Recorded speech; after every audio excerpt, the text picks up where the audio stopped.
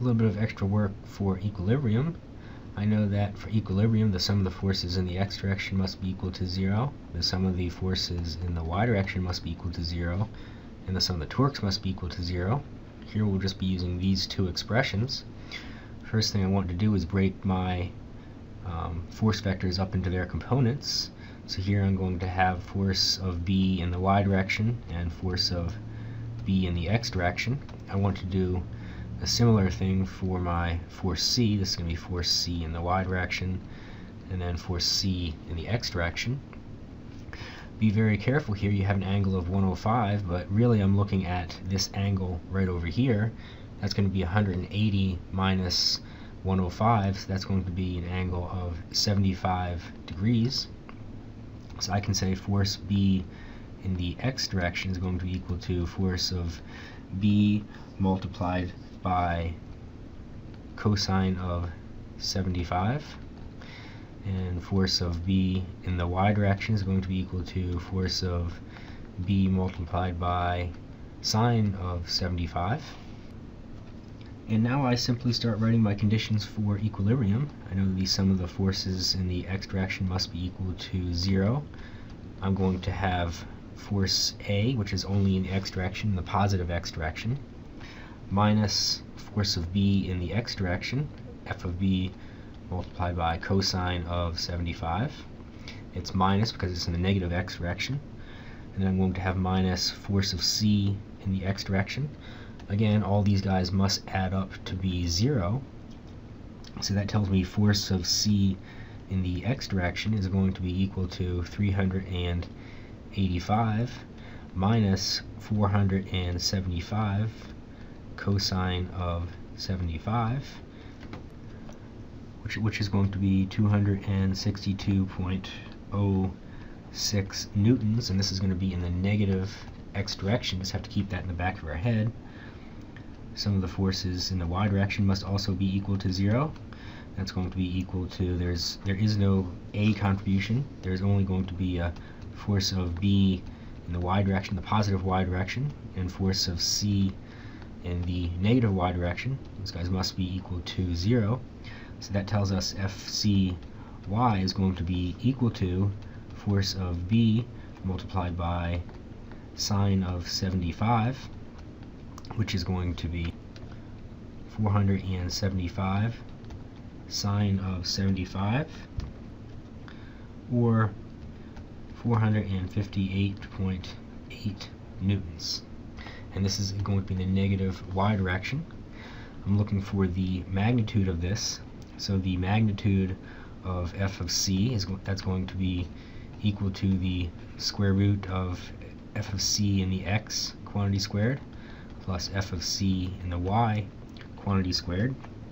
That's going to be equal to the square root of 262.06 squared plus 458.8 quantity squared, and I'm going to come out with the magnitude of f of c to be equal to 528.4 newtons.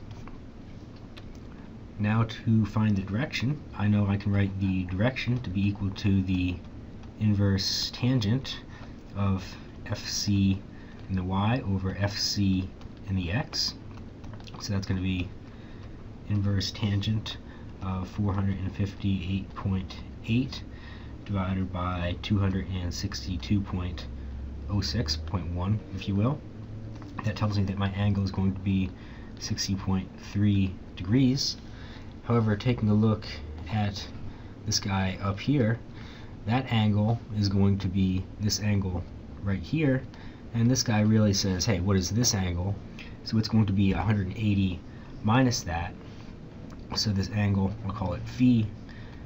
Phi is going to be equal to 180 minus 60, or roughly 120 degrees. Okay, another equilibrium problem. Again, anything with equilibrium, sum of forces, sum of torques are all equal to 0. Here we have a real leg, and real objects are going to behave as if all of their weight is going to occur at their center of gravity. So the weight of this leg is going to behave as if it's at the center of gravity, so the force is going to be mass of the leg multiplied by gravity. Other forces acting on this leg is going to be the tensional force, and that tensional force is going to be equal to this little mass multiplied by gravity. We also know that the center of gravity, we know what this distance is, I'll call that L1, and we know what this distance is, I'm going to call that L2. So this thing is in equilibrium, this leg is not moving, so some of the torques must be equal to 0. That's going to be equal to negative torque of the leg. It's negative because it's in the clockwise direction, plus the torque due to the tensional force. So 0 must be equal to the torque of the leg is going to be the force of the leg, or the mass of the leg multiplied by gravity, multiplied by the distance L1, and the angle between those is going to be 90 degrees. Sine of that's going to be 1. Can't forget my negative sign, of course, plus the mass that we're balancing it with multiplied by gravity multiplied by L2. So I'm going to add this to both sides and divide by gravity and L2 to solve for my little mass. My little mass is going to be the mass of the leg multiplied by gravity multiplied by L1 divided by gravity and L2. We can see that gravity is going to cancel out, and we're left with the mass being equal to the mass of the leg, which is going to be 15 kilograms. The distance L1, which is going to be 35 centimeters, and the distance L2, which is going to be 78 centimeters.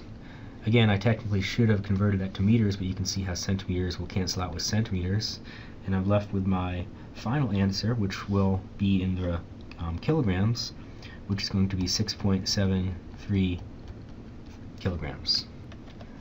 And a little bit more practice here with number 12. Let me draw my free body diagram. I'll draw it about this point right here. I'm going to have my force downwards. That's going to be my little mass multiplied by gravity. I'm going to have a tensional force up in this direction here. I'll call that tension 1. And I'm going to have a tension force over here. I'll call that tension 2. And of course I want to break up my tension 1 force up into its x and y components. Tension 1 in the x, tension 1 in the y. And I know that tension 1 in the x direction is going to be tension 1 multiplied by cosine of theta. The angle theta here is the same as that theta right there. And similarly, tension 1 in the y direction is going to be equal to tension 1 multiplied by sine of theta. Since this object is in equilibrium, I can say that the sum of the forces in the y direction must be equal to 0.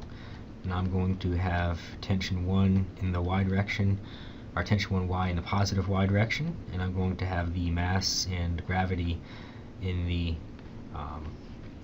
downwards, in the negative direction. So that tells me that tension 1y is going to be equal to mass times gravity, or tension 1 sine theta is equal to mass multiplied by gravity. So that tells me that tension 1 is just going to be mass times gravity divided by sine of theta.